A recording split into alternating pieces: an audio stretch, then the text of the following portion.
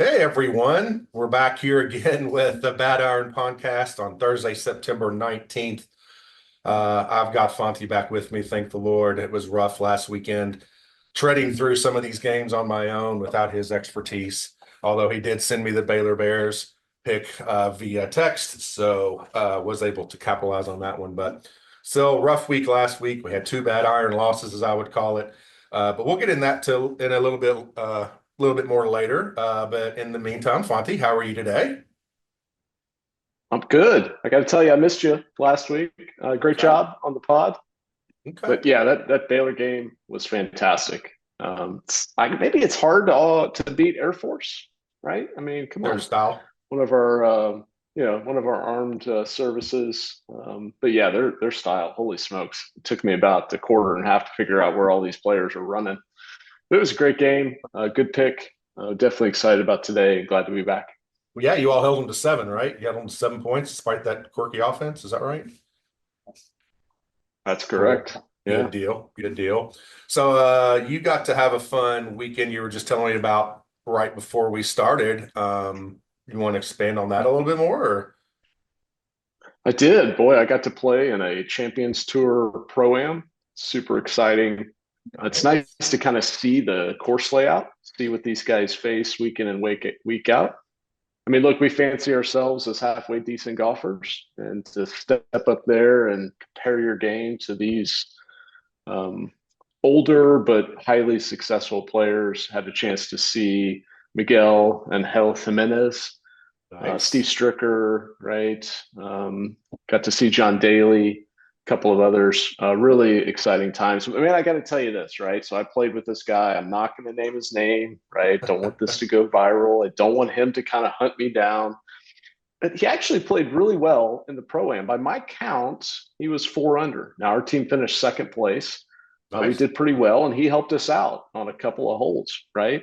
But of course, the first day, Friday, that's the first day the Champions Tour plays. They're a 3 day event. So on Friday afternoon, I'm looking at my phone. I'm checking it out. Like, what's this guy? Did he shoot 2 under, 3 under? Where is he on the leaderboard?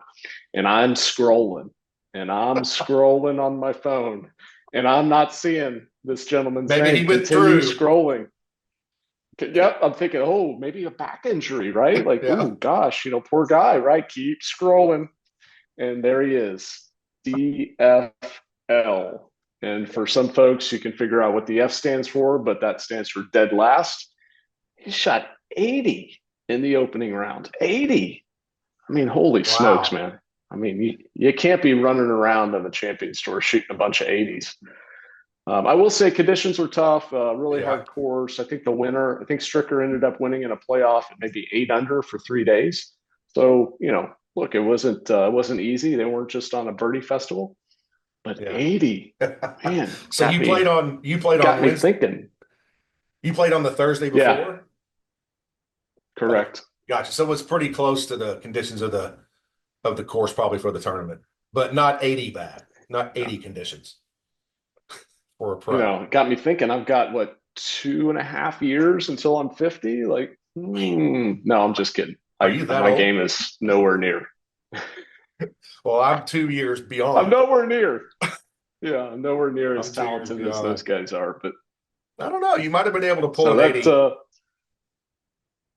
oh, I had no doubt. I have no doubt I would have shot, 78, 79 and clipped them. And anyways, we won't get into that. Well, anytime you could play in a course where the pros are playing, did you get to see Miguel warm up and do his famous lunges and whatever warm ups? Did you get to see that? Because that's I, his most famous I thing. saw them. That's a cigar. Yeah, I saw him down there hitting golf balls. I didn't see him warm up. I didn't see him doing Okay. any of those. I was trying to focus on my own game, right? Had to contribute to that team score. Haha. But I did see a number of guys kind of going through a routine. It kind of actually got me thinking, right? What's my routine when I get to the golf course? Where do I Yeah. start? How do I progress through the bag? Yeah. When do I go putt, chip? Just seeing those guys and how they handle their business was pretty enlightening. Cool. Well, I'm jealous. Jealous you got to play in an event like that. Played in some of those way back in the day. before any of most of the people listening here probably were even born. But there's nothing like it. But have you heard have you heard the story? I think it may have happened maybe while you were gone, about the shooting that happened in Kentucky on the interstate. Have you heard about this? Something I don't know all the details, but yeah, I keep up enough with the Okay. nightly news that I definitely saw something out there. Yeah, so some guy I just had an AK-47 or AK something up on the woods on the hill, shooting down at cars going by. Luckily, no one was killed, but just like shooting at people, not to bring the mood down. But it's just luckily nobody was killed. A lot of people were hurt, a lot of cars damaged. But he got away into the woods, and he's been missing for over 7 days. I think it's 8 days, and they just found him. And the way they found him, to me, is noteworthy. Maybe not worth a discussion, but it's worth watching. So I'm going to try to play this video. There is this. Have you heard how they got found? How they found his body at all? Okay. So No.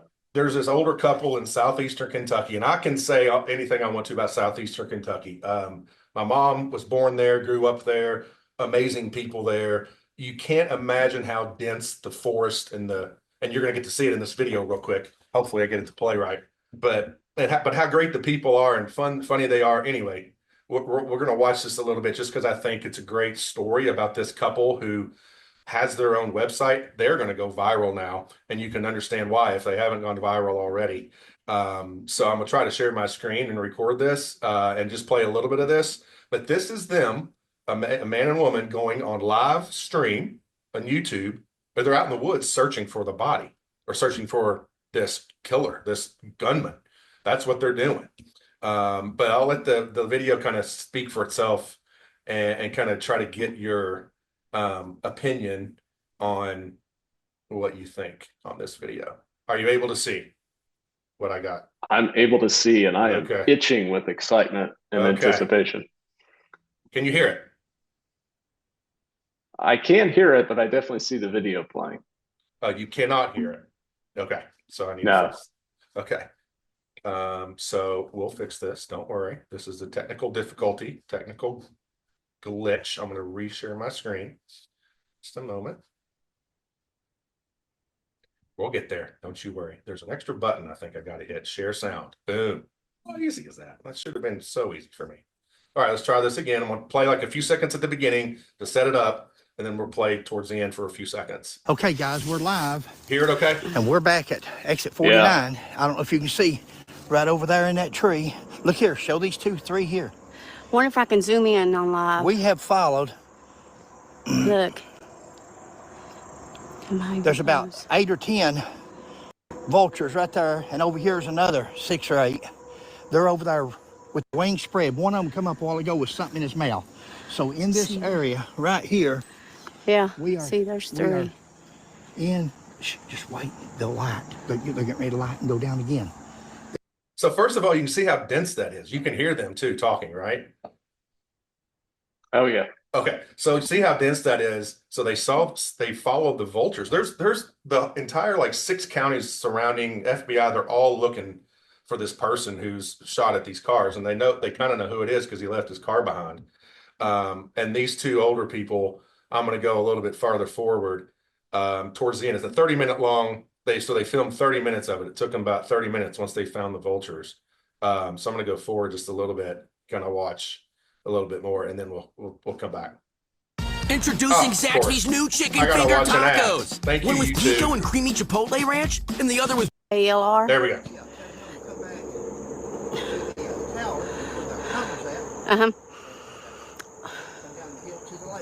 That's right.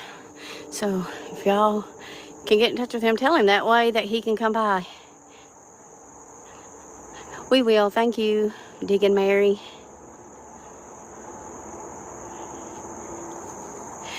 Somebody said he's in Ohio today. Somebody said he was in Ohio, but there's something dead here. So I don't know. No, just when the wind blew, like you said, it was stout. Yeah, I don't either, because they were on their way, and then they told us to stay here, so.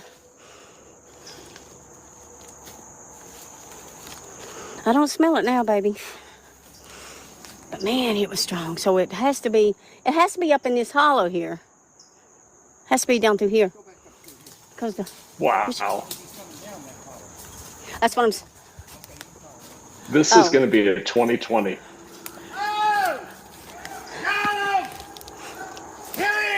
You found him? This is live video. Oh, my Lanta. Oh, my Lanta. I'm coming. Oh, my Lanta. You found him? Had to blur it out. Oh, my Lanta. Oh, my Lanta. Goodness. Okay. Oh, my Lanta. This podcast just took a hard left turn, like more than 90 degrees. Holy smokes. Oh my word. I mean, you're right. These people are going to be famous, or if not already, they have this company, and you saw it in the YouTube video. Hatfield McCoy something. I don't know. I'm not going to give my promotion, but anyway. So, what are your thoughts on that? It's a 30-second long video, a 30-minute long video. Probably watched it 4 times, all the way through. Just watching them trudge through the woods is hilarious. So they must have had a thought that he could be dead, and so therefore the vultures are the first indication that there's something that the vultures are preying on or eating on, essentially, right? And so they said, well, hey, let's just follow this and see if we, locate something. And gosh darn, did they not locate this guy who apparently died in some form or fashion, and his body's been decomposing for some amount of time, because the guy said in the video, right? It's he's decomposing, or he, is incapacitated. Yeah, deteriorating. Said some word. Oh my goodness, that is. I mean, head explode emoji times 10. It is. And we can laugh. Nobody was killed, so I mean, obviously the shooter is dead. But you can laugh about it now. It's been over a week. But if you go back farther in the video, I mean, she talks about the smell too, and you kind of got that a little bit there towards the end. So I don't know if that's a bad reflection on the police that weren't able to find, but maybe they just got lucky. But I thought that was a pretty amazing thing to share. I'm definitely probably going to follow their YouTube page at this point. That's what people in Eastern Kentucky do. That's what Eastern Kentucky looks like. The logs are down on the ground. The trees are down. The branches, it's thick. You can't see more than 10 feet. Imagine being out there at night. I can't imagine. I would not want to be out there at night. So anyway, just something funny to look at. So hopefully that brightens your day a little bit there. So I am super intrigued right now, and I bet you our listeners are even more intrigued than I am. How in the world are you going to pivot to college football? Well, the way I'm going to pivot is that, that body was deteriorating, much like my picks last weekend. That's how I'm pivoting to football. Picks were not great last weekend. We did have 2 bad iron, deteriorating losses. I don't know how much football you watched, Fonty. I know you said you watched Baylor. It sounds like that was obviously a great win for Baylor. But I'm not, like I said in the first pod, I'm not here to talk about wins or losses. If I go 8-0 this weekend, I'm not going to come back next week and brag. And I hate when I see people online doing that. So, but I do like to talk about, and part of the reasons why I named this bad iron was because some of the bad beats, as SVP calls them on ESPN, and we did have 2 of those, and I believe they were both in the Big 12. I'm not sure. Like I said, I did not do good in the Big 12. I needed your help there. I'm just going to look at them right quick. So one of them was, Tulane against Oklahoma, I believe. And so I had Tulane. I thought Tulane would keep it close. They were getting 14.5. And it was 24-19 with 6 minutes to go in the game. 24-19, Oklahoma was ahead. And Tulane ends up losing by 15. So Tulane had scored and made it 24-19 and went for 2. They kick the extra point. We probably get the cover. They go for 2. They miss it. That's football. It's all football. Then they get the ball back. So 24-19, they get the ball back. Throw an interception. Stop Oklahoma. Then get a loss of downs as they're trying to score to win the game. Oklahoma kicks a field goal. 27-19. You can already see where this is kind of going. But anyway, and then they kick another field goal. I'm sorry, they scored a touchdown to make it 30-19. And then they kicked a field goal, 31-19. Then they make a field goal with 1 minute left after Tulane didn't make it on fourth down again to lose or to cover the spread by 15 points. That's just a bad iron beat. Would you have had Oklahoma in that game minus the 14? 1,000%. And it goes back to what I said in the very first podcast, right? Like, I'm a big believer when you have a power four now team playing a scrub. I'm always essentially taking the power four team, right? Yeah. I mean, certainly some of the spreads are 30 plus, 40 plus. I think you've done well on a couple of the 40 plus where you took the under or the dog, I should say. Yeah. And you ended up being right. But I mean, generally speaking, early in the season, I've always been a big believer in taking the favorite when a power four team is playing a scrub. Yeah. So, but you have to admit, if you saw the score was 24-19 with 6 minutes left, and it was only a 5-point game, you're 2 scores behind at that point. You got to admit you'd have been sweating that one. So again, can go either way. It's football. But I just like to point out that was a fun one. There's 2 types of bad iron losses to me. That's one.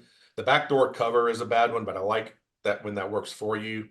Like, we all probably know what that is, a backdoor cover when team plays prevent, they're up 2 touchdowns and play prevent. Sounds like Oklahoma wasn't playing prevent because Tulane should have been able to move the ball and get on a touchdown there. But again, it's your power four versus a scrub school, although I do think Tulane has a good coach, possibly the next coach at UK.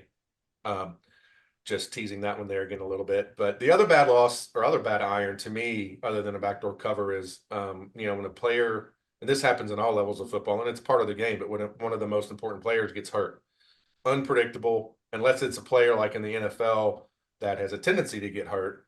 If like Aaron Rodgers going down last year in the fourth play, you cannot predict that. To me, that's a bad iron loss. It's obviously great luck when you have the other side.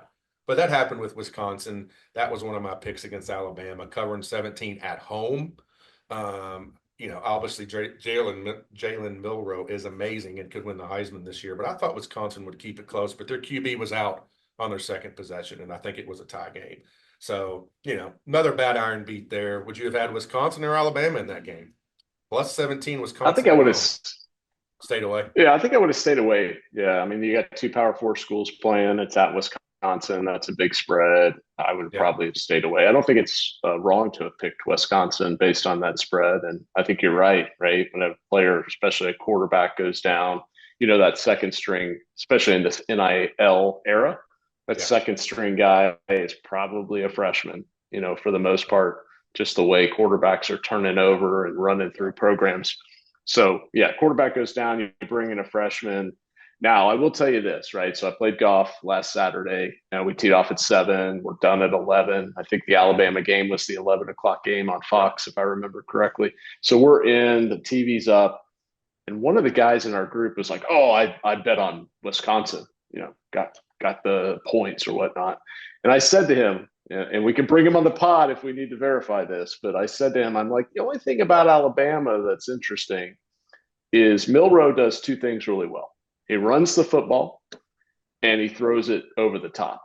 And I think that proved out very much so in that Wisconsin game from a defensive perspective. Wisconsin was not able to contain them. And then Alabama was able to get guys behind, behind the defense. Yeah. And Milroe hit several of those deep shots.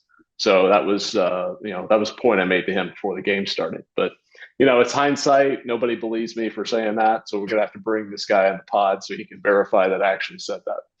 No, I can believe it. That's a great point actually with, SEC teams in particular, the Alabamas of the world, and just the difference in speed sometimes with so a lot of the Big Ten teams. I don't want to make it a cliche that SEC is best or anything like that. I do actually think Big 12 historically has had better even athleticism than the Big Ten by far. So that's definitely but what the equalizer for Wisconsin would have been what?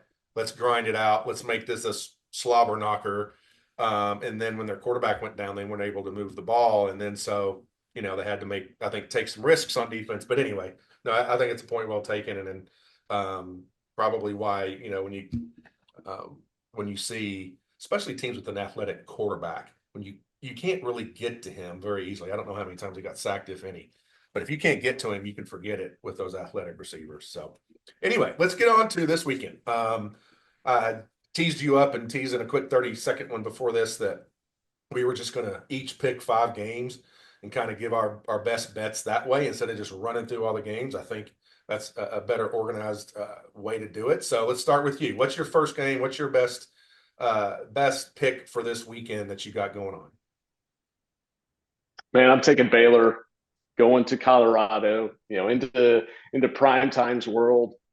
I think right now it's Colorado has given Baylor 2, so really the spread's irrelevant. I'm really calling this a Baylor win. I think last week we opened some things up. We switched quarterbacks. So our original quarterback, Finn, looked like he had a shoulder injury, was in a sling. By the way, that tells me a lot of why we lost to Utah, because he was likely injured in that game and did not tell the coaching staff, which is a whole other topic of conversation.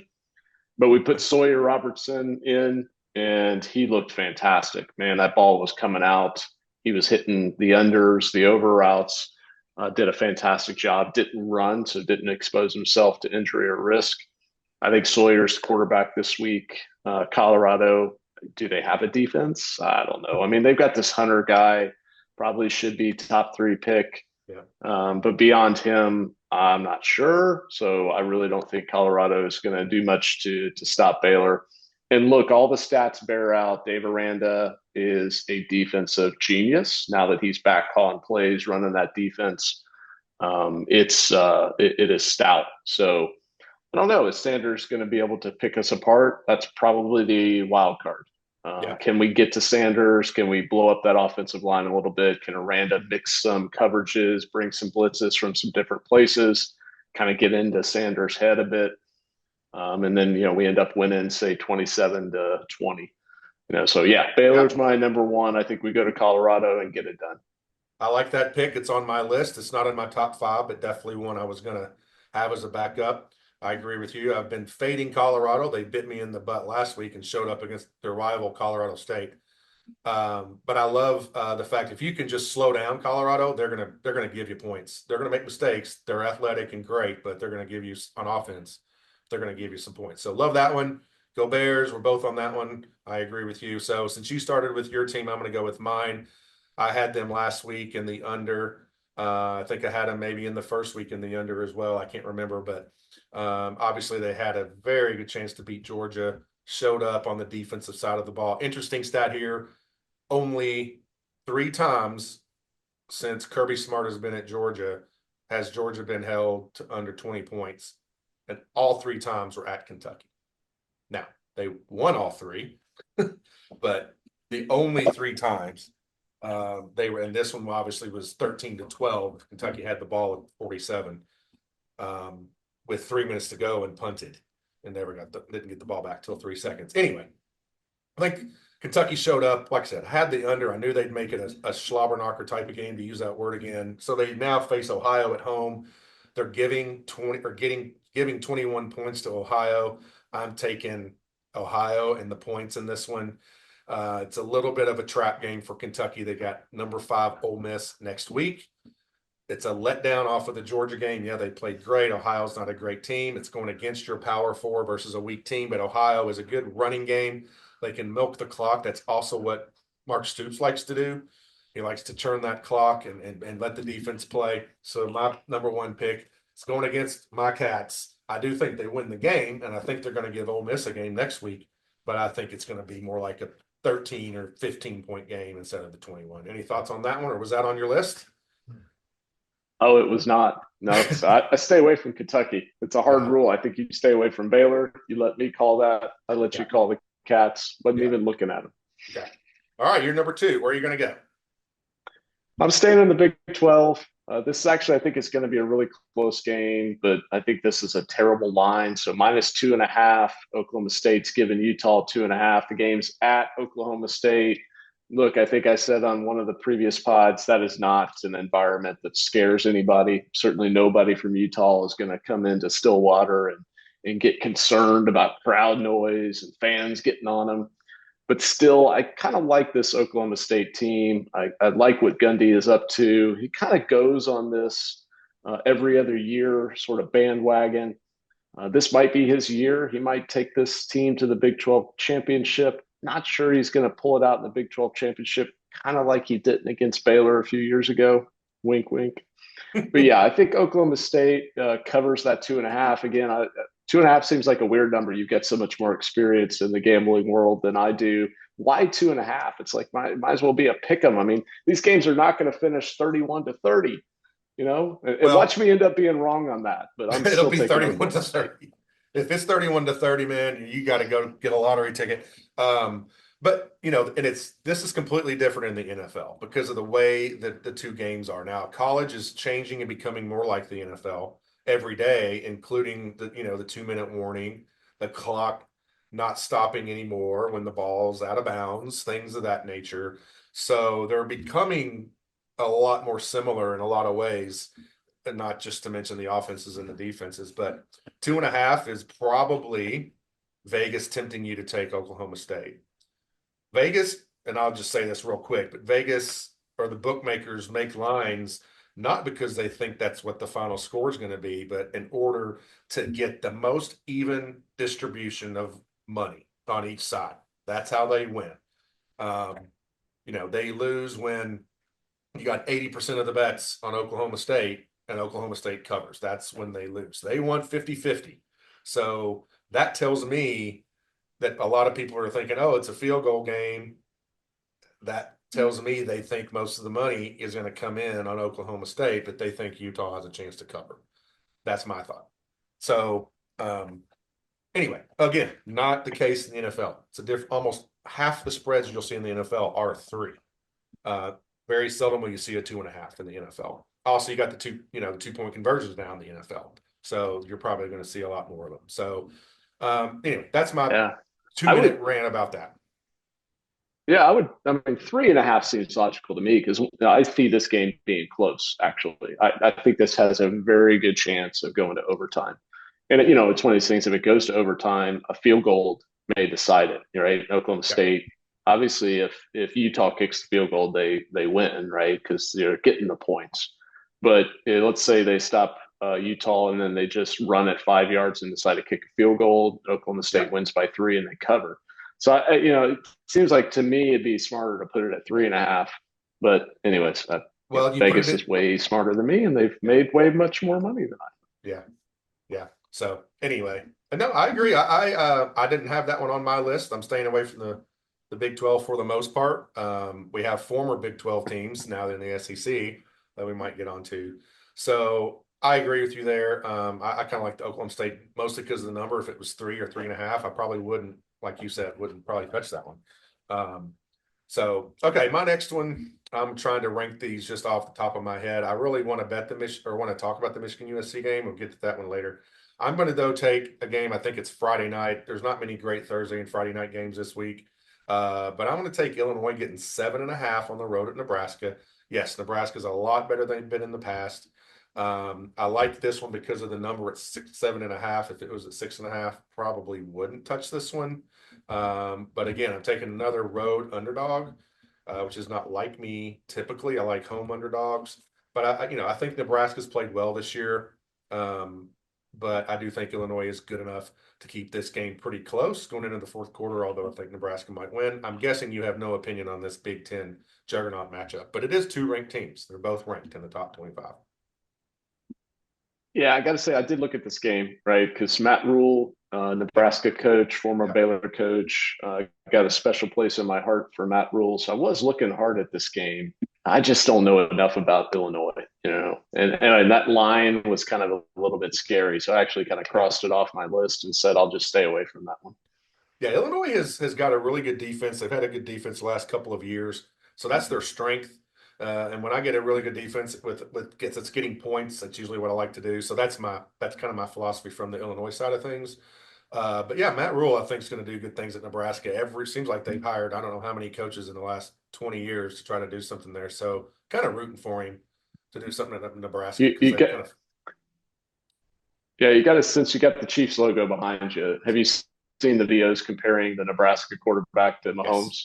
Oh yeah, even looks like Yeah, him. Yeah, yeah, yeah. it Mahomes has does. commented on it several times. I didn't even know that guy existed until those videos, but now everybody knows him. So yeah, that for that reason and that reason alone, I'll probably definitely watch this game on Friday night, tomorrow night. So okay, what do you got next? I'm staying in the Big 12. I saw a bunch of good games, saw some teams I liked. So I'm taking TCU, right? So they're going cross town, heading into SMU territory. I think a lot of folks have been on SMU as some resurgent program. They found bags of cash, must laying under the stands. I don't know what happened there at SMU, and so money started flying around. I will say I like SMU's quarterback. I do think he's got a lot of potential. But TCU, to me, I think they're on the upswing. I think there's some good things going on there. I think their QB Hoover. I think he's kind of feeling his way into the season, feeling his way into this more leadership role. I expect them to go cross town and just lay a haymaker on SMU, kind of teach them that, look, your position in North Texas is here. Our position in North Texas is up here. I think that's going to happen. So I'm definitely on TCU right now. I think they're giving 3 to SMU as the current line. Where is that game played? I don't know. I mean, does it even It, matter where that it's game's at played? it should be at SMU. I Yeah, mean, okay. SMU is the home team. There is no neutral site because, I mean, look, Yeah, SMU graduates don't care about the program. That stadium holds like 6,000 people. that's what I I think thought. one of our high schools has a bigger stadium than SMU Yeah, does. So, just I expect TCU to throw the haymaker. gotcha. Okay, cool. Next up for me, I'm gonna take again, a dog, but this is a home dog. Mississippi State getting 7 points against Florida. And this is simply because of the situation that Florida's in. I don't think Mississippi State is good at all. But they can play at home. And 7 points is quite a lot to be getting at home. And, I think Florida is a total dumpster fire. And I think Napier is gone probably during the season at some point this year. If they lose this game, he may even be gone. So, there's been lots of talks about the big wigs and I don't know what they're called, but the ones with the money at Florida having a lot of meetings this past week. So give me Mississippi State. I think it's going to be an ugly game. Give me getting 7 points at home. They're going to continue to get better. Mississippi State, they're on a trajectory up. Maybe it's a slow trajectory. I think Florida's on a big trajectory down. So that's just a strategy play. I don't know a whole lot about either of the teams except that they're both pretty bad. So I'm just doing this on a strategy play with the points. I'm guessing that was Yeah, I not on think your list it's a either. good pick. Not on my list. I like the pick. I've called Florida dumpster fire from the very beginning. I'm shocked they didn't fire the guy this week. Probably deserved it, to be quite honest. Yeah. It's hard for me to kind of root for your Mississippi State pick because their quarterback, Blake Shapen, I mean, he's as much a dumpster fire as Florida is. I'm I was glad waiting for he's gone that. from Baylor. Yep, had to kind of toss the Shapen thing in there. I hope he's listening. Someone ping him on the on our new pod. But anyways, yeah, no, all good, all good. So you're probably wondering my next pick. Yes. Let me guess. I'm probably I'm gonna shock you. I'm gonna It's shock not you a here. Big Hang on, 12 I'm gonna team? shock you. It's not. It's a team that I've trashed on here. It's a team that I Clemson. probably. Well, yeah, you jumped the gun there, Andy. Come on. Sorry. But no, yeah, I'm taking Clemson. Look, I think North Carolina State. My understanding is their quarterback is out, so they're looking at some backup. I haven't even researched the backup. I just heard the quarterback was out. I think Clemson's got a bit of momentum. I think they've had a couple of solid performances. They put up some points. Maybe Cade Klubnik is figuring things out. Dabo's got that team motivated. They see what's happening down in Tallahassee. They know they've got really a clear path that they can, defeat Miami, or at least kind of stay with Miami going into the ACC championship game. So I'm taking Clemson. I know it's a huge spread. That's one hurts. I'm calling it a flyer. It's not something I would normally do, but I've just kind of got a gut feeling here that Clemson's going to come in and really put it to North Carolina State. All right, Clemson, I like it. You're going with running Davos there at Clemson. Yeah, I mean, so it's a segue into my next pick, and that's going to be the Tennessee-Oklahoma game, which is a great game. And if that's your next one, we can maybe add another one. But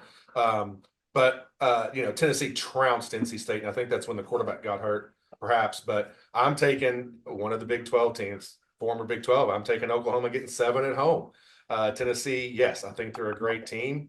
And I think their offense is unbelievable, but they have not been tested this year at all by any. Oklahoma has, had some good games already. So, and they burned me last week with that bad iron beat. So I'm taking Oklahoma plus 7. You know this team pretty well. You've been on them maybe a couple times already this year. But it's not necessarily just that they don't even have to win the game. But I think that home field advantage against Tennessee, I think this is their first SEC game. So they want to make an impression. I don't think they're going to have a great year overall, but I think they're going to cover the 7. Well, I think that's a reach. I have a bunch of Oklahoma buddies. Yeah, I got a bunch of Oklahoma buddies, and all they do is down their team. I don't know. I mean, I see where you're going. I see what you're thinking there. It's definitely going to be a heck of a game to watch, and I'll be kind of flipping back and forth, or maybe go split screen now that they've got these cool split screen things you can do with your provider, because the Baylor game is on at 7:00, and this game I think starts at 6:30 Central Time. Yeah. I don't know. I would probably just stay away from it. I'll just say it that way. I would stay away from this game. Yeah. All right. Well, that'll be a fun one to talk about next time after that game's over. A good one to watch too. On to our 5th pick. What do you got in your 5th pick here today, Fonty? Yeah, dude, I'm going against what I normally talk about from a philosophy perspective. I even mentioned it at the start of this podcast. So I'm taking Louisiana Monroe. I think I'm getting 44.5 points against Texas. I mean, look, Texas, Arch Manning last week, he did look good. I saw this fantastic clip where Arch achieved like 20.7 miles per hour on one of his scrambles, for a touchdown. And that was faster than Tyreek Hill's fastest time recorded in the NFL this year. Dang. So I guess this kid's got some wheels, but man, I don't know. It's one thing to kind of have to jump into the game, not have spent the week preparing, not spending the week being the man. This week, he's having to go through all of that. He couldn't just step into a game and start slinging the ball and running around and doing whatever the heck he wanted to, which is what happened last week. This week, he's the guy. Everybody's looking at him, and there's big expectations, huge expectations. So I really think, I like Louisiana Monroe. I think Texas still wins this game, 49-7, but that's a cover. That's a cover. So I'm taking the points. You sound like me on that pick a little bit, loving the big spreads, but you had a little bit more behind it as far as, the new quarterback. So real quick, is there other quarterback out for a long period of time, or are they just switching? No, I think he got hurt. I think it was a shoulder. I don't pay much attention. I just know he was hurt, and he's going to sit out this week. Okay. Probably precautionary because the SEC schedule gets crazy, and I don't think they're worried about beating Louisiana Monroe. So Arch is going to play. Okay. Yeah, they got Georgia, I think, coming to town in 2 weeks. Georgia has to play at, I think it's Alabama next week, and then Texas on the road. So that's a pretty rough schedule. Anyway, okay. My last pick. I've got a few I was trying to choose from, but I'm gonna stick with one of my favorite things to bet on, which is a home dog. And I've had bet against Michigan once and for Michigan another time. That's my play. Is Michigan getting right now? It's at 5.5. It might even move to 6 at home at the big house against USC. I do think Michigan is not the same team they have been. I don't like to bet on cheaters all the time. But I think they're progressing in the right direction. And I don't think USC, they got the big win against LSU but that was on a neutral field. When I watched some of that game, there were just as many USC fans there as LSU fans. It might have even, I think it was in Dallas, or I don't remember, but maybe it was in the Superdome. But regardless, that wasn't really a home game for LSU. LSU squeaked by South Carolina last week, got a few lucky breaks on South Carolina's offense. So I like Michigan getting points at home always. Didn't work out for me against Texas, but I think Texas is 3 touchdowns better than USC. So any thoughts on that one? Or I know you're staying away from that one probably. I looked at that one. I have not followed Michigan this year, so I Yeah. kind of like what you're saying. I was probably thinking Michigan because I was surprised that USC traveling from SoCal up to up to Michigan. I never like when a team has to travel a long way. Which, by the way, I mean UCLA and USC are going to be traveling like crazy dogs this year. That Yeah. may be an interesting play later in the season. So yeah, I mean, I like what you're saying. I just don't know enough about where Michigan is at this year and whether they can, really hang with USC. That quarterback's pretty interesting. USC's got he's played pretty well this year. Yeah, it seems like they just roll out great quarterbacks every year, no matter who the coach is there. But Lincoln Riley obviously knows quarterbacks pretty well. Rumored to be maybe heading to Chicago pretty soon to be reunited. I don't know. We'll see about that if that's a thing or not. I don't know if you've heard that one, but that's just a little something out there that I'll throw out there. But anyway, so yeah, it's been fun going through these. I have one more real quick tidbit about tonight's game. We're not touching NFL today, but I have a stat for tonight's game, which is in the NFL. The Jets are facing the Patriots. Jets at home against the Patriots. It's not the best Thursday night game ever, but the Patriots just had an overtime loss on Sunday, which was a push for me last weekend, but overtime loss. But teams since 2002, so 22 years of data, NFL teams since 2002 coming off an overtime loss with 4 days of rest or less, 4 days of rest, which they have, are 3-23 against the spread. So I'm going with the Jets tonight. If you like to play trends, that's quite a trend. They don't have to travel far. And I loved your point about college and travel because this is new to college teams. They're not used to traveling across the country. They play in their southeastern region or their Pac-12 region, what used to be the Pac-12. So I'm not making this my play. I'm just giving everybody that stat. If you have it tonight, that's the stat. 3 for 23 against the spread. Teams coming off an overtime loss with less than 4 days of rest. There you go. Jets -6 is that play if you like it. Awesome data. Awesome. Love data. All right, man. Been good talking to you. Can't wait till we get together soon. Do a podcast together. Adios, my man. Yeah, love it. All right, right. take care. See ya.